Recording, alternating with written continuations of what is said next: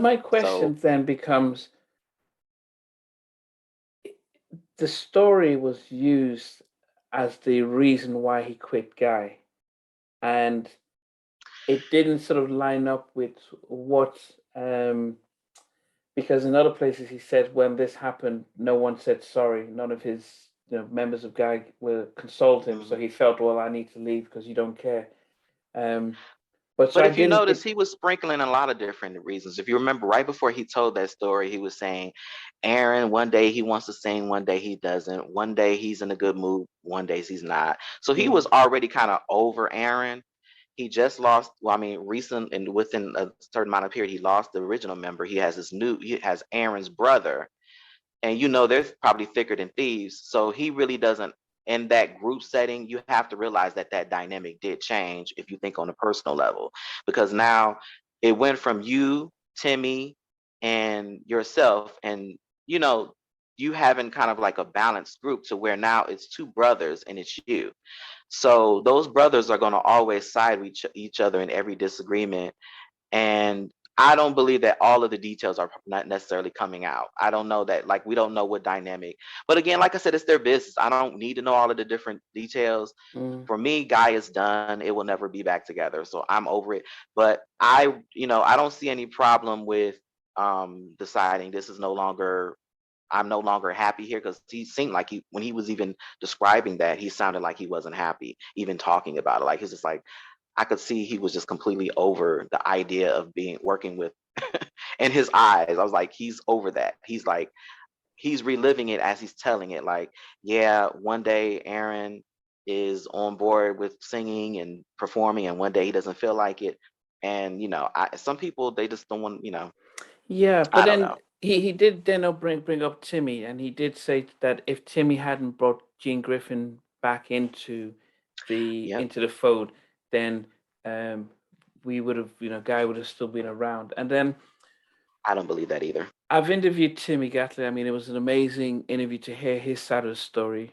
And Timmy was very honest and say that yes, that when he told Teddy, I've Gene has come out of prison, and he's trying to resign us, and he's trying to work with us again like he did with Kids at Work. And Teddy Hmm. was adamant, no, I don't want him. I don't want him. And Timmy had to convince Teddy that, look, you know, we need somebody who's professional to sort of support us through this. And Teddy was against it. But however, once he finally gave in and said yes, and Timmy has said, "Look, I made a mistake. I did push him back in, and then it didn't This is take a long. It didn't take this is long another before." example of not taking accountability. I, Teddy was Guy. That Teddy was the one that had all the power, because Teddy was the one that they built. If Teddy didn't produce the records, it wasn't going to get done. Now, But yes, then, Timmy was although the great writer, but they did but have songs though, because they did have "Piece of Your Love," and they did have mhm, They had a number of songs before they met with Teddy. But Teddy had right, the studio. He had he but was that's Teddy already Riley. doing. Yeah, he was already doing Kumo D and Heavy D. So they're like, "Look, Teddy," and then Teddy says, "Oh, good. But what were they doing? That's the thing. Like you're bringing up these people, like, okay, they did songs, but Teddy Riley was already had hit songs. Like Yeah, no, no. Teddy was So already known. no. But when they did the Kids at Work, they did them together, both Teddy and Timmy, Hmm. and they were in the studio. But when it didn't work out, Teddy got called in to start doing production, and Timmy was working in a record store. He was done with it until he heard Aaron and said, "Oh, let's start a group." And you know, Hmm. and then he was like, "Teddy, come help produce us." And Teddy says, "Hey, let me join in because this sounds great." Now they brought the songs that he had. He helped, reproduce them, record stuff in the bathroom. So in a way, it was Timmy being the leader and Teddy being the music maestro that he is, and Aaron being a writer and a voice, and that's how they came. Now, what's so? But if you've listened to Jack, Hmm. the podcast about New Jack Swing, Timmy was very clear that Gene brought, here's some contracts, you guys signed them, and we're going to go to this party. And Aaron was like, yeah, okay, good. Sign some deal. Teddy didn't think twice. Yeah, sign. And Timmy's like, oh well, what's this contract? Where's this from? Because he didn't really trust Gene. He knew to be wary of him. He wanted Gene to sort of be their front, but then all of a sudden Gene was taking a lot more control. So that's when they sold off Right. their publishing guy. The fact But that that's what I'm saying. It's taking no accountability because you already in your gut, for whatever reason, Teddy, you decided, no, I don't want to work with Gene again. I don't want to deal with this. You yeah knew something in your spirit was telling you no, and you did it anyway. And then when there came a crossroads point where now Gene then put out these contracts, and the very person that convinced you to work with Gene, it said, you know what, I don't want to sign this. No, we shouldn't sign this. You mm, signed it anyway. I mean, yeah it's just, so I don't know. Either Teddy really is just not a leader, and like he says in his song, but or he's just I don't know. I just it's a lot of questionable things. We can't get the real. I don't know. I don't believe that Teddy just was along for the ride. He didn't know what was going on, especially already having. You have had successful records. You claim that you haven't got paid for them. So at what point do you learn that you need to get paid for your music? So it's just it's so many different things that doesn't make sense yeah. to me. But then It also, sounds good because as long as you're playing that victim role, mm, you're getting sympathy, you're getting a pass, you're getting forgiven. But I don't believe that he didn't know what was going on. I think Gene was good at selling this idea of what he could do for the guys. I think he was a slick talker. yeah And like I said, I just don't believe.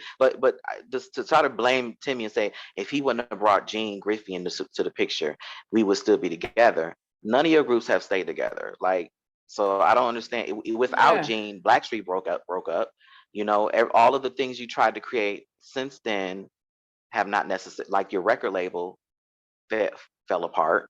So it just sounds like a lot of bad business decisions. And yeah I'm saying these things. I am a big fan of Teddy. I like Teddy. yeah I love his music. I think he's a genius.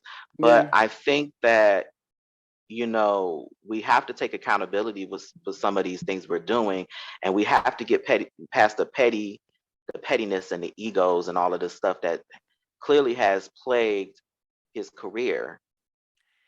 Yeah, So I mean, if you listen to Andre Harrell's final interview he gave to Kenny Burns, I think a month before, maybe a couple of weeks before he died, and mhm, in that interview he speaks about Gene Griffin coming to his house about 6 in the morning, and he looks out the window, and Teddy's sitting in the seat car, and no, actually, Gene comes in and tells him to come down, and then he goes down. Teddy's in the car. And he says, what's going on? He says, I want you to sign over Teddy's publishing that you have at Uptown. Teddy's sitting there and he was like, okay, you need to come to the office because that's where we do all the stuff. But he recognized that, you know what, I had 50% of it. I signed it over to him. So he signed, so here's Teddy and Gene taking Teddy's publishing at mhm. Uptown. So in a sense, he already wrote it off to Uptown.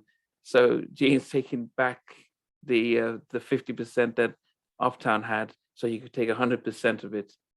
And it almost seems as if unfortunately, Teddy probably didn't realize. Gene was probably I saying, don't "Okay, either. we're taking it for GR production, but what is GR production? It's us in name, but me in Uh, principle." And he just agreed to sign off of it. I also saw an interview Teddy did with Fat Man Scoop, Fat Man Scoop, where he mentioned that. No, it wasn't Fat Man Scoop. He did an interview with Ed Lover, who used to be on Yo MTV Raps. Probably one of the best interviews I've heard from Teddy. And in that, he talked about he was in the studio at Zomba's recording studio doing Kumo D's production. Everyone was gone, and he was doing some mixing. And then Cadwell, the owner of Zomba of Jive Records, came in and saw him and said, "Okay, so who are you? What are you doing here? Are you like an intern?" He says, "No, I'm actually the producer of the record." He said, we didn't know you. He says, and that's when Zomba signs him to a publishing deal back then. So that was signed pre Gene Griffin knowing anything. He signed to Zomba, so that's how Zomba took, So if you ever saw any of Teddy's publishing in anything, Don Real, so that was his mum, Donna Riley, but it was administered by Zomba, and that's how he got that first publishing. Now, whether Gene came and says, "Oh, you've got this Don Real stuff, let's sign it into GR Productions so we manage it better." That could have been the case where he gave up that, and that's the same publishing. The Don Real is the same thing he used for Michael. So anything he did, with Michael, with anything, because with the Michael, his name was on it. With the Bobby Prerogative, Gene put his name on it, so you could see the sort of the difference between. Because when he left Guy, his name became part of on all the stuff he did. Doesn't mean he got the money. It just means that we see that his name is on there, unlike all the stuff he did in the late 80s, from Today to Deja to Abstract to James Ingram to the Jackson, the Jackson 5, the Jacksons. He did that 2300 Jackson Street. His name is not on there. It's all Gene Griffin. Stephanie Mills, Gene Griffin. James after Ingram, all of that, J.T. he Taylor went into a partnership with someone that would eventually outsmart him and get the trademark and the copyrights and music publishing. So I'm trying to understand here. Is it just that he's not that quick, that he doesn't understand what's going on? Because that's the role he's playing. As I didn't know, someone else handled it. I don't know. I mean, at some point you have to know what's going on, and is it just trusting the bad people, or is there something else there? Because it doesn't make sense that you're sitting in the car and this guy is going in to get the rest of the 50% of your music publishing only to sign it over to himself. You're getting nothing. Why are you just a standby? Are you held hostage? Are you is your life in danger? No, but explain to us how you get to that place. Yeah, but to his credit, because when I interviewed Donnell Jones, Donnell says, look, he had, he signed his publishing when he was around 18, and he was given $75,000. He said he'd never seen that kind of money. His saving grace was that Eddie F understood the industry. And this is backed up by Buddy from Intro, about how Eddie was all about, let me make sure you guys understand.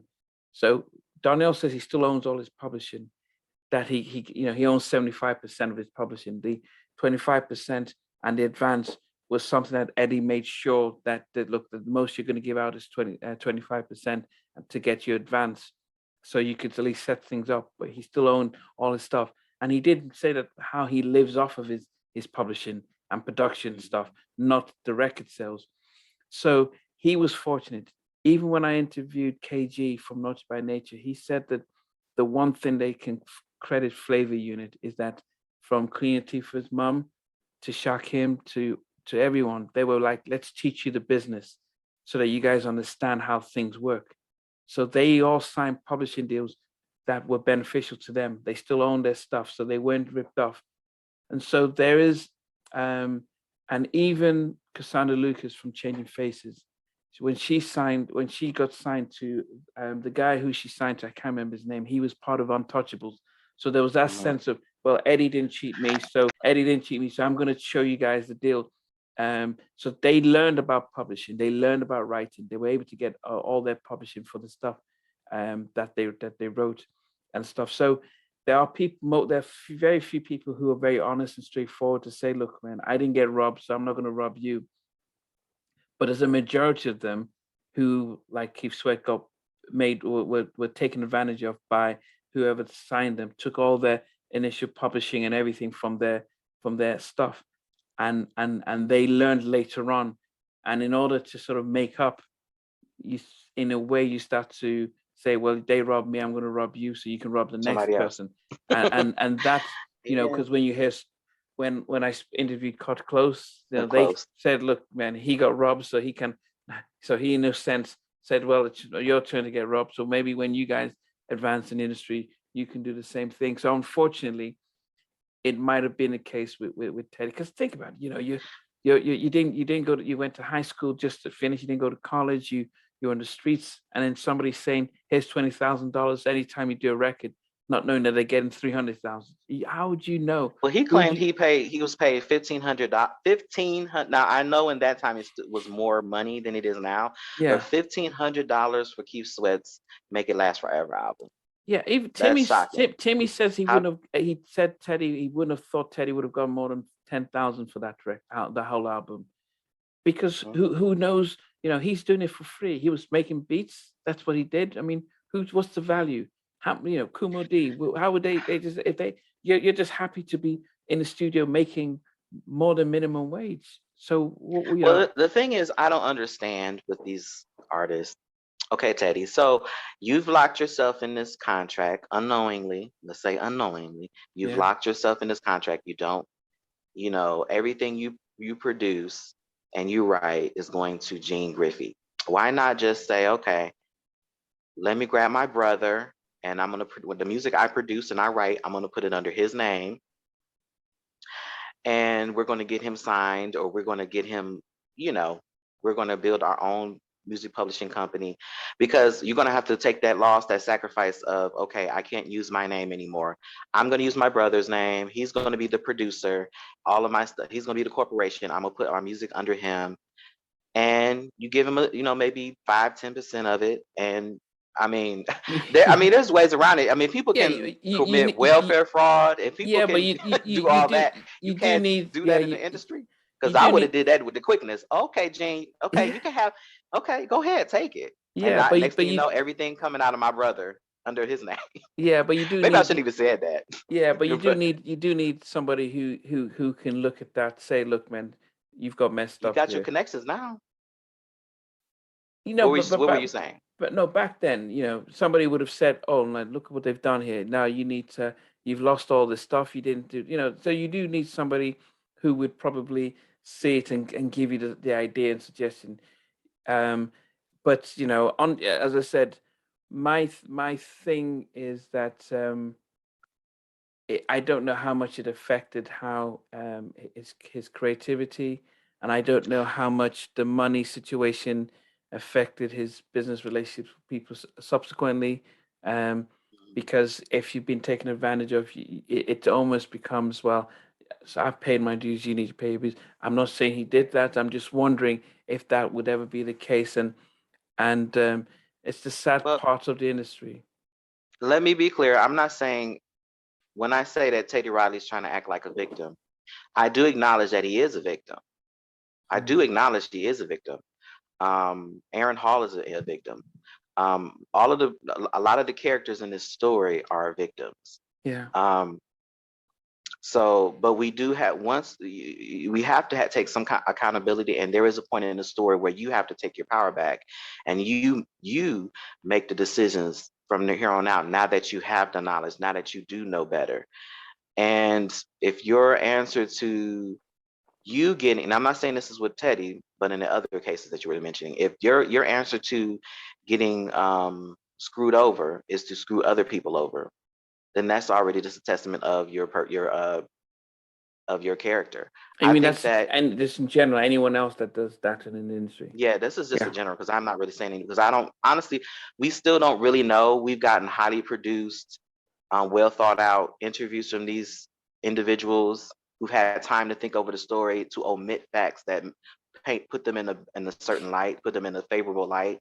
So Yeah. they've had time to mill over the story, to take out pieces that may not sound good. And this is not favorable. I'm not going to say that I trashed the studio because I was mad one day, and um okay, like, for example, this is a completely different story, but I remember there was an interview with this girl named Jewel. She was a singer on Death Row, Mm. and she had a contract. She said she wasn't getting paid, but then it came out that the reason you weren't getting paid is because you were angry and you were destroying certain speakers in the studio because of your anger. That cost thousands and thousands of dollars. So every time Wow. you would come in and you would throw a temper tantrum, you would destroy things and that will come out of your budget. So that's why so we don't necessarily, all we hear from this person is, oh, I didn't get paid. I didn't get paid. Well, maybe you didn't get paid because you were throwing temper tantrums and you were damaging things and you were drunk and belligerent and you were acting a fool. And that cost you part of your money to replace those speakers or that equipment that you destroyed, or if you missed the show or whatever, whatever. So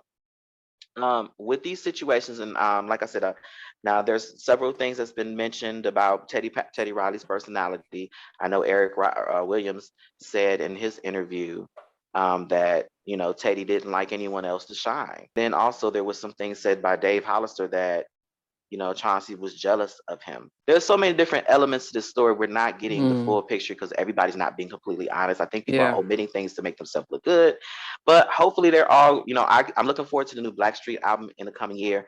I'm curious to see how it sounds without Teddy's production. I know that the guys as a collective are great songwriters and producers in their own right. So it's good to know that they're moving forward with the brand. And unfortunately, the name came under such a controversial way, but they got the trademark and everything, and they're moving forward. So we'll see what comes of Blackstreet and but you do wonder then if who owns the trademark name to Guy? Is it Damien or is it Aaron? And so, but never hear anything about that. And that's definitely going to be Gene Grisman. I don't know. I don't know. We don't know. I mean, I know they left him, but I mean, we never hear. I mean, there's so much that can be done with the Guy name, because I'm gonna be honest, Guy, even though Blackstreet in the long run had more success, I think Guy has had the more cultural lasting impression. They were very influential to a lot of groups and artists after them. I would say more so than Blackstreet. I think Blackstreet was kind of just saw as another vocal group in the 90s, whereas Guy felt like an prototype for something, so. Yeah, they came out first, but unfortunately, but as I said, Guy has sold more, Blackstreet has sold more, have won a Grammy, and they, in the 90s, have, so people from the 80s would always say Guy. Yes, people from a generation who were born in the 80s would say Blackstreet. Those who were born in the 70s would probably think Guy, because they came out around that whole New Jack Swing side. And but anyway, it'll be interesting for us to revisit. We've done this Teddy Riley interview over 2 sessions, and overall, as I said, as a fan of Teddy, I didn't feel like it was the best, because you always want your interview. Best decision to do. I didn't think it was the best interview that he could have done, because if you focus on yourself and your positives as opposed to other people and negatives, I think it's always the best form of an interview. Is talking about it's like a fighter trying to put, or a team trying to put the other team down, or even presidential candidates. They're always talking how bad the other candidate is and look what they're going to do, and they don't spend time talking about what they're going to do and how good they are. So I would hope going forward that anyone who comes to do an interview, whether it's on Halftime Chat, Can We Talk R&B Podcast, or anywhere, would focus on their positives and not look at other people's negatives, because what we've experienced over the past 18 months, we just want positivity. So we do. And I hope that Teddy, I would love to hear Teddy's side here on Halftime Chat. And it would be great to get more pieces of the puzzle, because I know he wants to probably expound upon some of the statements he's made in the Uncensored episode. I actually enjoyed it. I thought I did get some pieces that I did not know.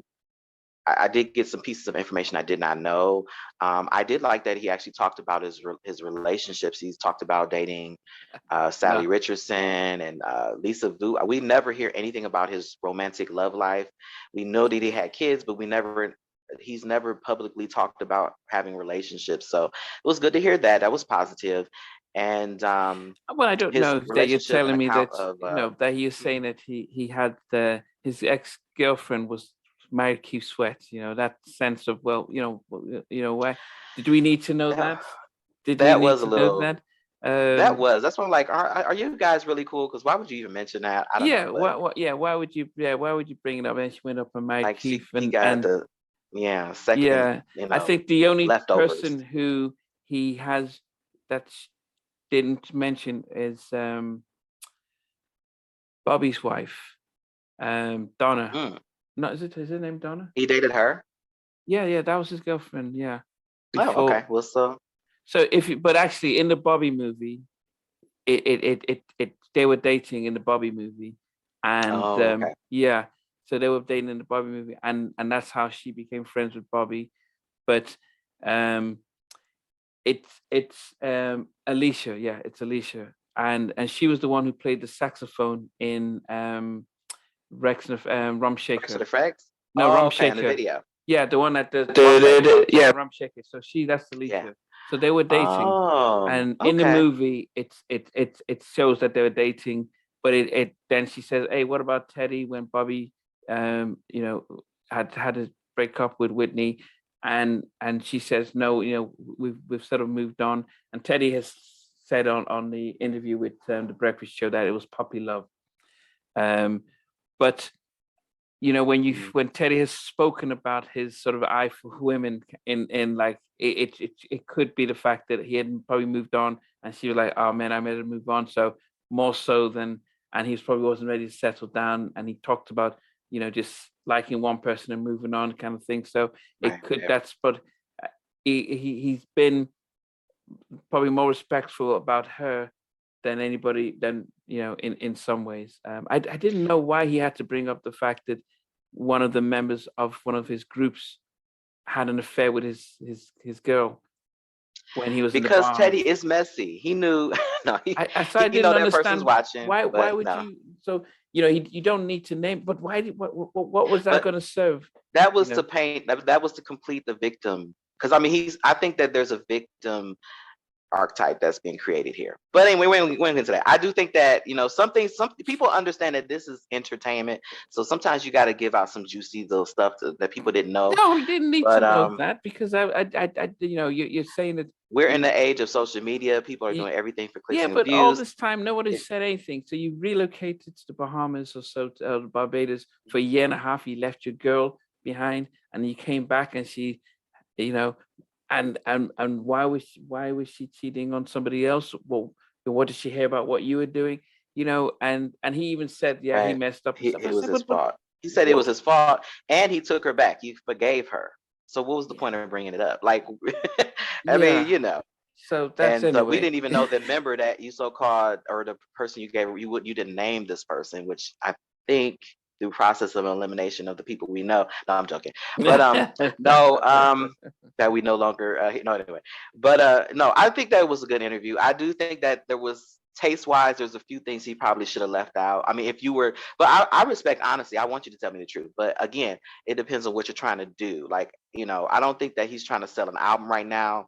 Maybe he's just he's seen certain things come out, different stories. Maybe this interview that he has given is actually a direct response to some of the interviews you've done. Some of the interviews that the guys are, giving are kind of painting him in this certain light. And maybe he wanted to kind of set the record straight and say, hey, look, I was not at fault for, this or that and the other. But he did talk about Michael. That was nice too. I thought he really did a really nice job of kind of painting an idea of Michael. I think Michael, he spoke of him highly, which I'm happy that he did.